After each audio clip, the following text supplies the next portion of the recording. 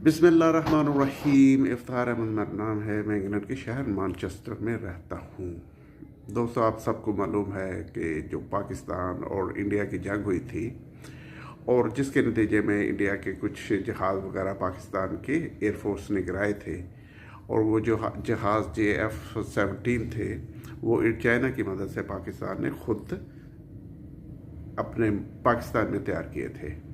अगर दोस्तों हो सके तो इस चैनल को सब्सक्राइब कर दें, इससे आपका कोई माली नुकसान नहीं होगा। सिर्फ इससे मुझे ये फ़ायदा होता है कि मेरी रीच और ज़्यादा हो जाती है। तो दोस्तों, जैसे कि आपको मालूम है कि वो जो बनाए गए थे JF-17 चाइना की मदद से, क्योंकि चाइना ने उनके जो मेन कंपोनेंट्स है वो चाइना ही बनाता था और चाइना ही से आते थे। बाकी कुछ थोड़े बहुत से जो छोटे एरोप्लेन के कंपोनेंट थे वो पाकिस्तान उसे बनाता था। तो मेन था वो चाइना ही प्रोडक्ट थी, लेकिन पाकिस्तान में भी वो बनाए जाते थे।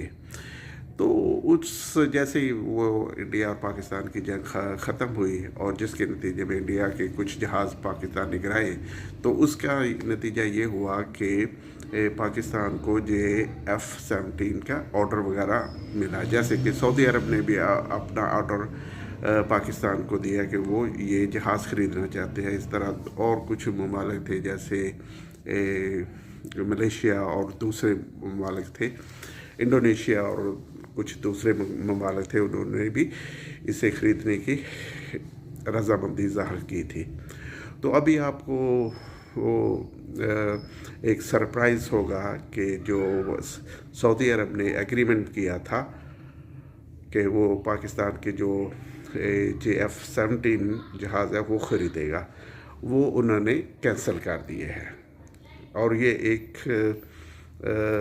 बड़े सरप्राइजिंग किस्म की जो बात है, लेकिन आपको सोशल मीडिया में या दूसरे पाकिस्तान के मेन मीडिया में इसके बारे में नहीं बताया जाएगा। और बहुत मुश्किल है कि इस तरह की खबर आए। अगर आएगी तो मेरे लिए भी काफ़ी सरप्राइजिंग होगी कि ये जो डील वगैरह हुई थी वो कैंसिल सऊदी अरब ने कर दी है। तो आपको सरप्राइज़ होगा कि वो कैंसिल कराने में जो अमेरिका है उन्होंने उन पर दबाव डाला, जिसके नतीजे में वो डील कैंसिल हो गई। और ये डील अगर जाती और पाकिस्तान वो जो जहाज़ वगैरह जो बनाता था, तो उससे पाकिस्तान में एक रेवेन्यू जो वगैरह जनरेट होना था। तो अब देखें कि जो अमेरिका